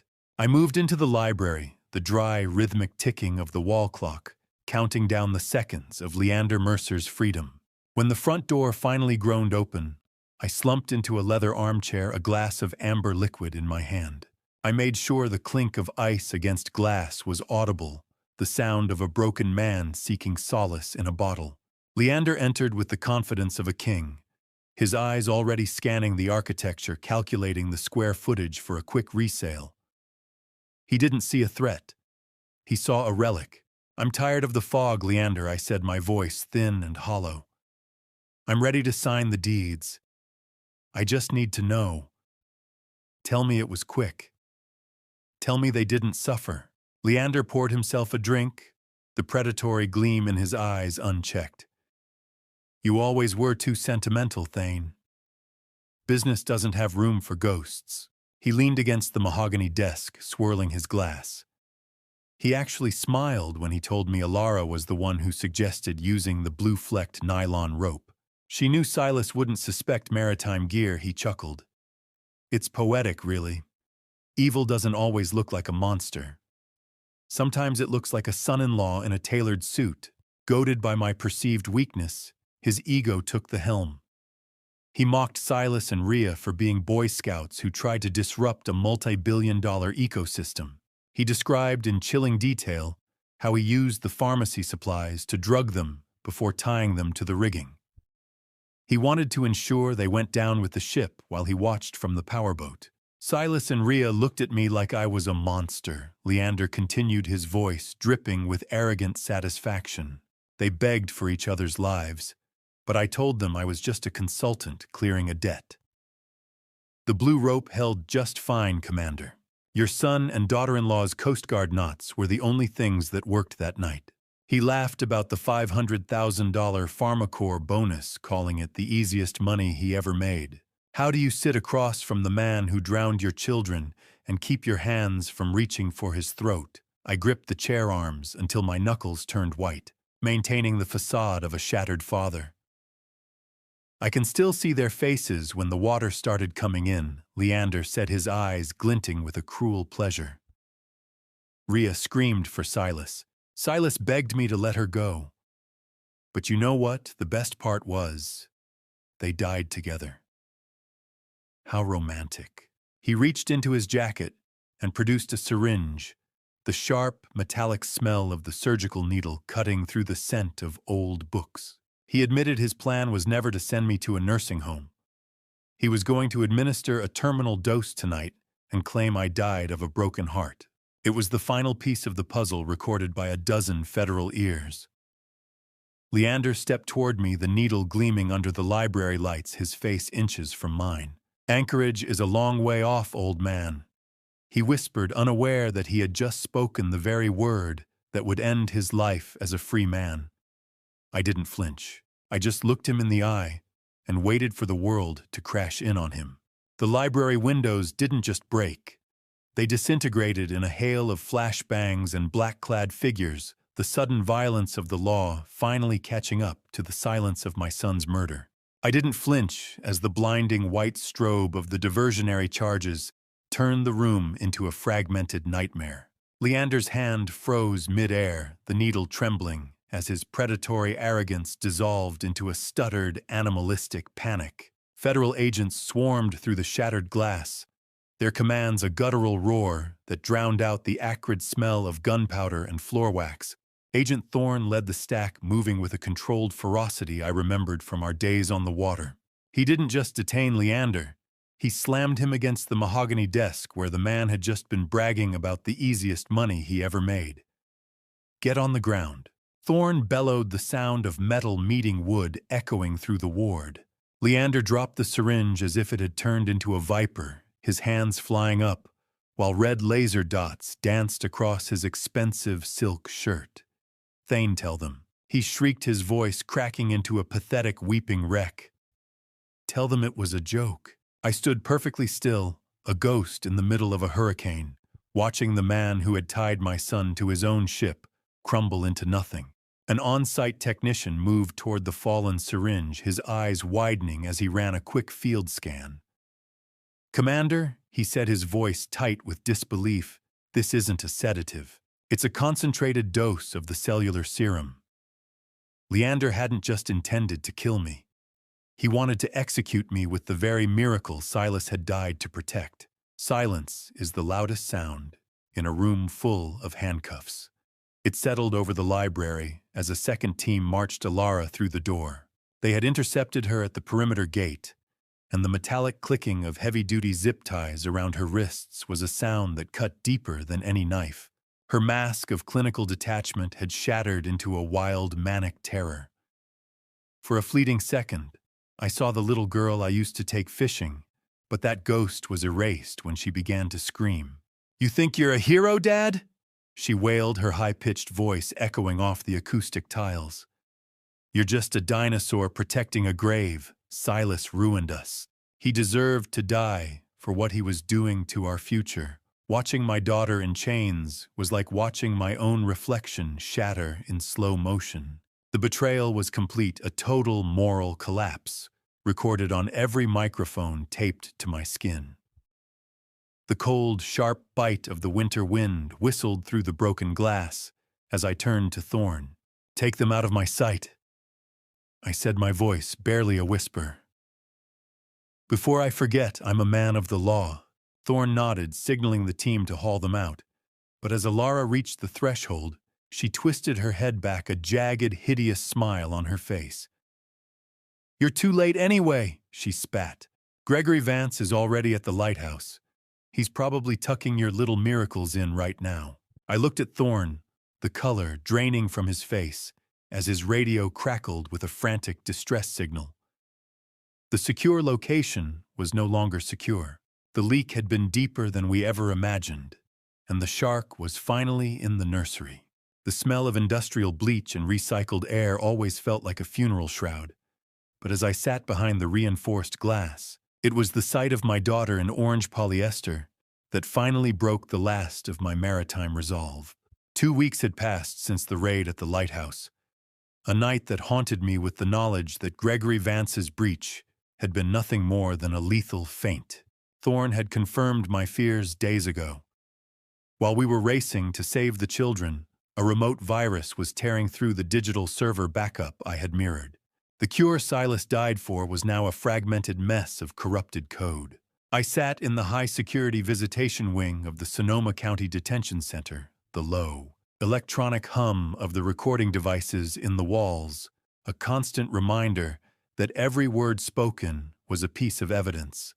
Alara looked at me with a hardened bitterness that made my skin crawl. "You look old, Dad," she said, her voice devoid of the warmth I had spent 30 years trying to nurture. "Was saving 3 orphans worth destroying your own blood?" "I didn't destroy this family, Alara," I replied, keeping my tone as flat as a calm sea. "I just stopped the person who was burning it down." She mocked the concept of Silas's hidden clinic, calling him a fool for playing God without a profit margin. Glass is a strange barrier. It lets you see the monster, but it keeps the scent of the blood away. I watched the cold, oily smear of her fingerprints on the glass as she leaned closer, her eyes flashing with a predatory intent that I finally recognized as her true nature. I remained stoically silent, letting the recorder capture her lack of remorse. Just as I prepared to stand and end the session, She stopped me with a single, slow movement. She placed her hand against the glass over her abdomen, her expression shifting into something sickeningly triumphant. "I'm pregnant, Dad," she whispered. 12 weeks. If I go to prison for life, your only grandchild grows up in the system." The news hit me like a rogue wave, a sudden sharp kick of adrenaline that left me breathless. "You're using a life that hasn't even begun to pay for the ones you took." I said, the bitter taste of jailhouse coffee rising in the back of my throat. How many generations of garrisons have to pay for the sins of one afternoon in the fog? I walked away from the booth without looking back, my boots echoing on the linoleum like a death knell. I climbed into my truck, the rhythmic thumping of the heater fighting the January chill as I sat in the parking lot. I pulled up the audio from the session, intending to verify the recording for Thorne, but as I reviewed the tape, I heard something the room's ambient noise had nearly buried. Alara had been whispering into a hidden wire of her own, a desperate confession to a district attorney she'd been dealing with for weeks. She had been preparing to flip on Leander long before I ever breached the lab. I listened to the tape again, the sound of Alara's secret deal crackling through the speakers, and I realized that in a family of sharks, I was the only one who hadn't learned how to bite until it was too late. I stood in the back of the federal courtroom, watching the high-definition cameras capture the fall of a multi-billion-dollar empire, while the woman I raised was led away in chains. The air in the gallery was thick with the smell of floor wax and old wood, a scent that usually promised stability, but today only underscored the magnitude of the wreckage. Outside, the muffled roar of the crowd sounded like a distant storm surge, a million voices demanding the justice I had spent months hunting in the dark. In the courthouse lobby, the news montages were relentless. The mirrored data I had secured from the Bodega Bay facility had been released by the FBI, exposing PharmaCorp's systematic suppression of pediatric cures. Today's leak confirms that PharmaCorp put a price on the life of every child in America, a reporter shouted over the din. Protests had erupted globally as the Protocol 7 efficacy rates were verified by independent labs. The corporate board, including Gregory Vance, had been indicted on RICO charges. They didn't just hide a cure, they patented a murder. In a move that stripped the profit from the predators, the federal government seized all of PharmaCorp's assets and granted the Protocol 7 patents to a nonprofit foundation led by Dr. Sterling. Silas and Ria's life's work was finally free for the world, a lighthouse in a sea of corporate greed. Justice is a cold meal served in a room with no windows. The sentencing began with a silence so absolute it felt heavy. Judge Miller, a woman whose face was a map of 60 years of unwavering adherence to the law, stared down at the defendants with a gaze that could wither granite. Leander Mercer was sentenced to life without parole for the double homicide of Dr. Silas Garrison and Dr. Ria Garrison, as well as corporate espionage. The weight of the evidence, the blue-flecked rope, the anchorage recording the blood money, left him a hollowed-out wreck in a tailored suit. Alara received 8 to 15 years. Her plea deal was mitigated by her pregnancy and cooperation with investigators, but hardened by the evidence of her attempts to contaminate the medical samples and her role in the gaslighting campaign. The defendant's actions were not a lapse in judgment. They were a calculated erasure of human life for profit, Judge Miller declared.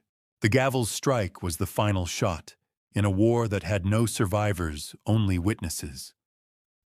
The echoing, hollow thud of the judge's gavel signaled the end. I hoped the money was worth the silence, Alara, I thought, as she was escorted through the heavy oak doors toward the holding cells. She didn't look at me until the very last second. As she passed, she dropped a folded piece of paper at my feet with a quick, desperate flick of her wrist. I waited for the blinding flashes of 100 press cameras to subside before I retrieved it. It was a hand-drawn map to a safe deposit box containing Leander's black book, a ledger of every other doctor PharmaCorp had neutralized over the last decade. It was her final act of insurance, or perhaps a desperate attempt at a legacy for the child she carried. I walked out of the courthouse, the weight of the safe deposit key in my palm feeling heavier than the service pistol I'd carried for 30 years. I gripped the key to the safe deposit box, the cold metal promising a journey into a darkness even deeper than the one I'd just escaped. The war was over, but the ghosts were only just beginning to speak.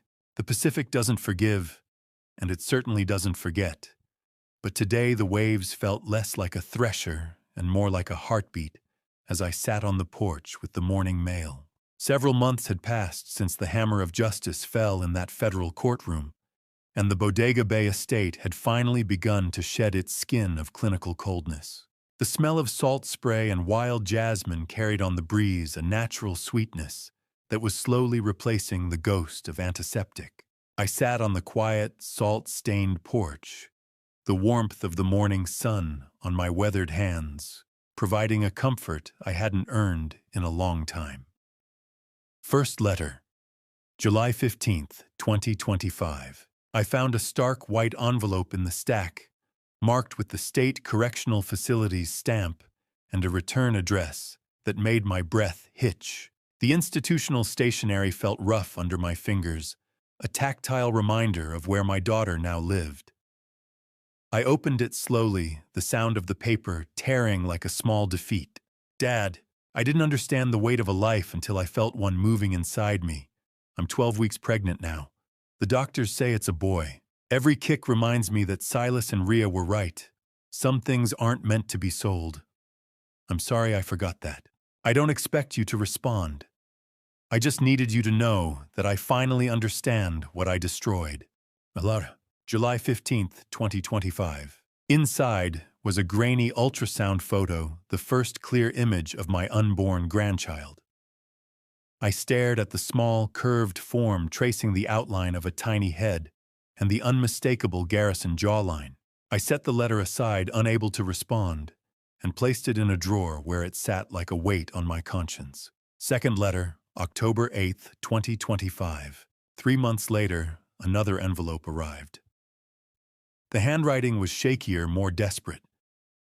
I opened it, standing on the same porch, the October wind carrying the scent of salt and decay. Dad, the baby was born last week, October 3rd, 2025. I named him Silas Garrison Mercer after the brother I betrayed. He has his uncle's eyes. I'm allowed to see him twice a week through the prison nursery program. He's healthy, and I'm grateful for that mercy, even if I don't deserve it. The nurses say he's strong like his grandfather. I don't know if you'll ever want to meet him, but I needed you to know he exists. He has his uncle and aunt's strength already. Will you meet him someday? Alara, October 8th, 2025. A photograph fell from the envelope, a newborn wrapped in a simple white blanket, his tiny fist curled against his cheek. His eyes, Silas's eyes, staring into the camera with an unfocused wisdom. I looked at those eyes and felt my resolve waver a crack, forming in the wall I'd built around my heart. But I still couldn't bring myself to reply. I placed the photo next to the first letter, creating a small shrine to a relationship I didn't know how to repair. The dead don't need apologies. The living need a reason to stay that way. The realization hit me with a profound sense of responsibility. I couldn't save my son and daughter-in-law, and I couldn't save my daughter's soul from the choices she made, but I had been given a third chance to protect the bloodline. You're going to have a better name than the ones we left behind, little one. I whispered, my voice thick with a dawning hope. The storm is over. Now we just have to learn how to walk on the shore. The rhythmic, soothing sound of the tide going out seemed to echo my own internal shift. I made a silent vow that this child would grow up knowing the truth of Silas and Rhea's sacrifice, rather than the shadow of Leander's debt. I turned the photo over to look for a date, but my eyes landed on the single line Alara had written in a careful, trembling script on the back. It was the name she had chosen for the boy, Silas Garrison Mercer, October 3rd, 2025. I turned the photo over and saw my son's name written in my daughter's hand, and for the first time in a year, the fog in my chest finally began to lift. I looked out at the horizon, accepting the burden of a complicated future, ready to be the grandfather my son and daughter-in-law would have wanted me to be. I was kneeling in the dirt, the smell of garden mulch and fertilizer filling my lungs, when the mail carrier's truck slowed at the gate, a sound that usually meant bills, but today carried the weight of fresh ghosts.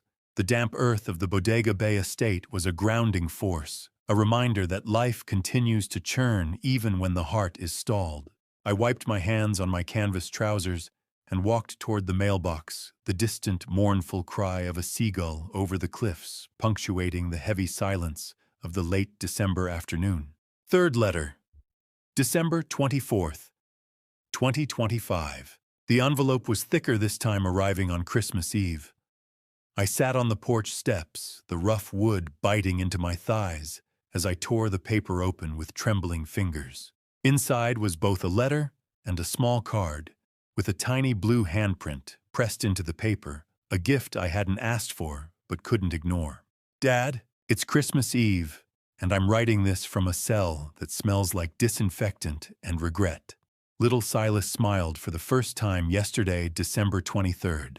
The prison counselor told me I need to stop blaming Leander and accept full responsibility for my choices. She's right. I chose to open that gas valve. I chose to turn on my own father. I chose to betray my brother and sister-in-law for money I never even saw. I don't expect forgiveness, but I want you to know that I've changed. Not because of the bars, but because of him. When he looks at me with those eyes, Silas's eyes, I see everything I destroyed. And I see a chance to do one thing right. Merry Christmas, Dad. I hope yours is warmer than mine. Alara. December 24th, 2025. I held the card with the tiny blue handprint, feeling the wall around my heart soften just slightly. The print was so small, so fragile a reminder that innocence still existed even in the wreckage of our family. I placed it carefully in the drawer, with the other letters a growing archive of apologies I wasn't ready to accept, but couldn't bring myself to destroy. Fourth letter. December 31st, 2025. 1 week later, on New Year's Eve, the final letter arrived. It was the shortest, but somehow the heaviest. I opened it as the sun began to set over the Bodega cliffs, the golden light turning the pages a warm amber. Dad, I know you may never answer these letters. I know I destroyed any right to your love when I betrayed Silas and Rhea. But I'm asking you for one thing. When little Silas is old enough to ask about his uncle and aunt, please tell him they were heroes.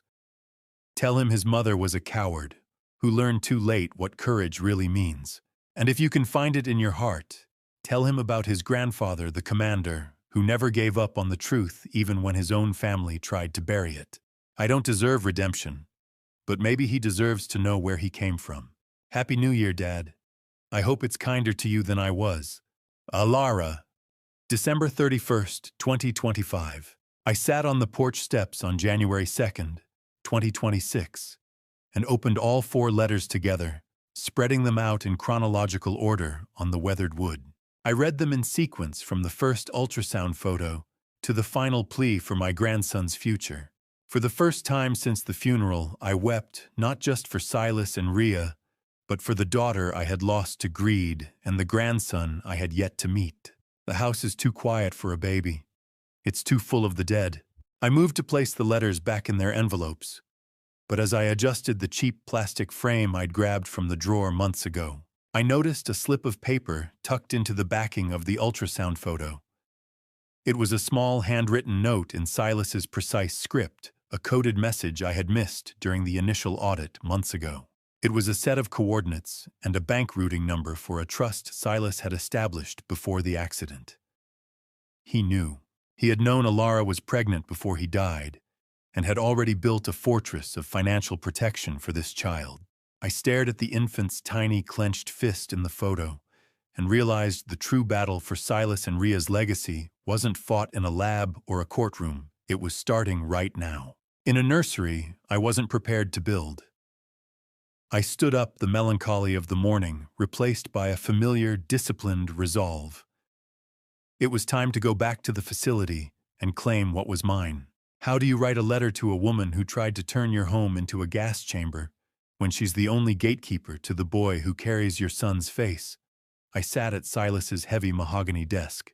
the absolute ringing silence of the estate's high-tech library pressing against my ears like the weight of deep water. A blank sheet of heavy bond paper lay before me, mocking the decades of command decisions I had made without a second thought. I picked up the fountain pen, and the rhythmic scratch of the nib on the page sounded like a keel scraping against jagged rock in a blind fog. Before I began to write, I reviewed the decrypted files one final time. I discovered a hidden page at the very end of the neutralization order that I had somehow overlooked. It was a cold, clinical directive to protect the Garrison bloodline at all costs if the parents failed.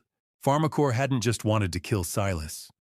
They viewed his unborn son as their ultimate intellectual property, a living patent they intended to harvest and control for the next generation.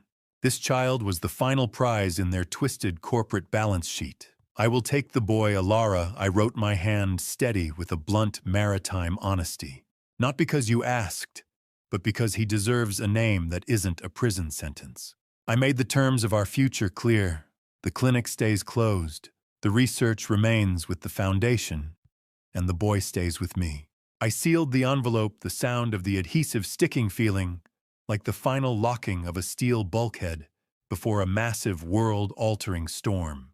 A pen is a small thing to hold when you've spent a lifetime holding the wheel of a heavy cutter in a gale. It carries a different kind of weight, one that doesn't just navigate the waves, but shapes the shore.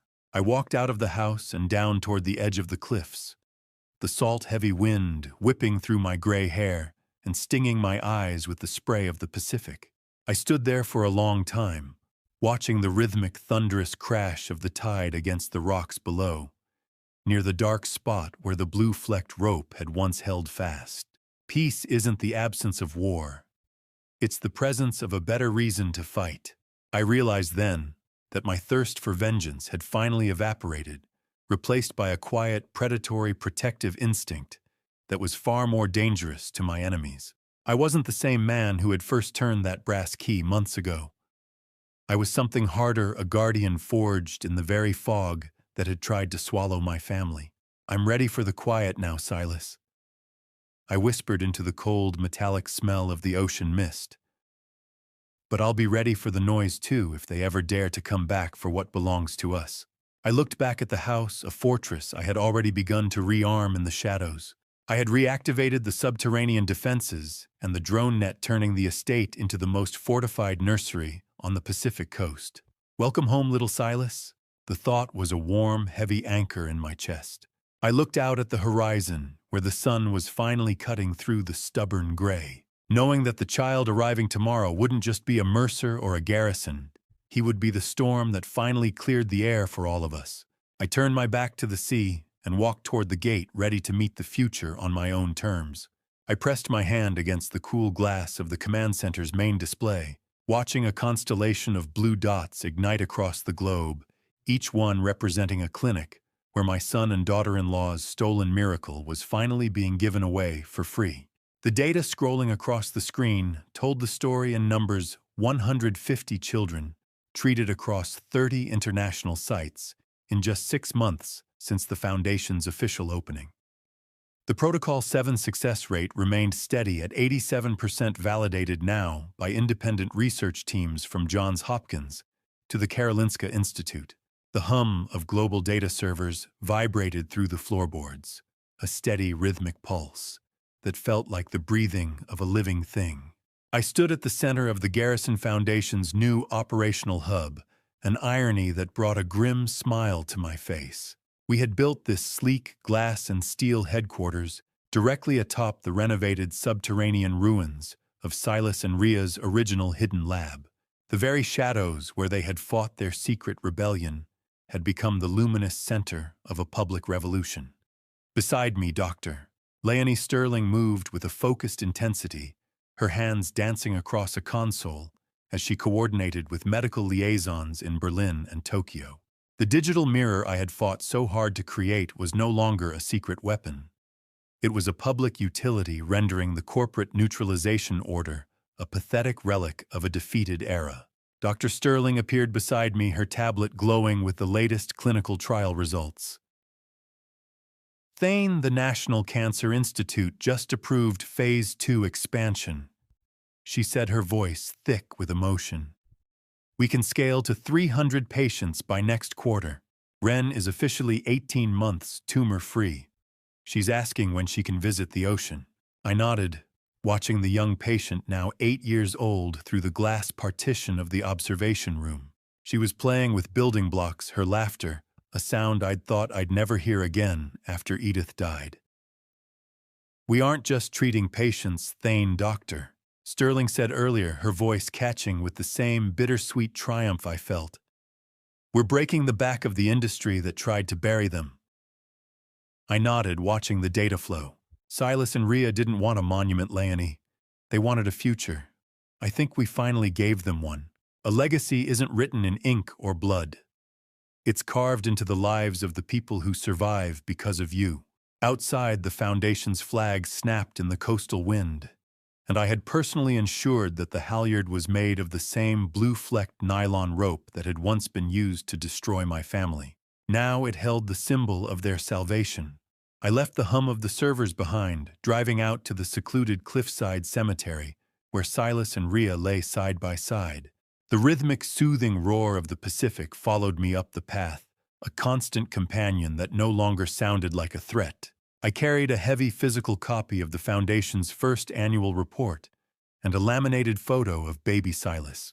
Kneeling in the grass, I felt the cool, grainy texture of the granite headstones beneath my palms as I cleared away the salt-encrusted lichen and fresh cemetery lilies. The ocean is a graveyard that never closes, but today the water looked like hope. Mission accomplished. Silas, Rhea, I said, my voice low and steady, the report of a commander to his final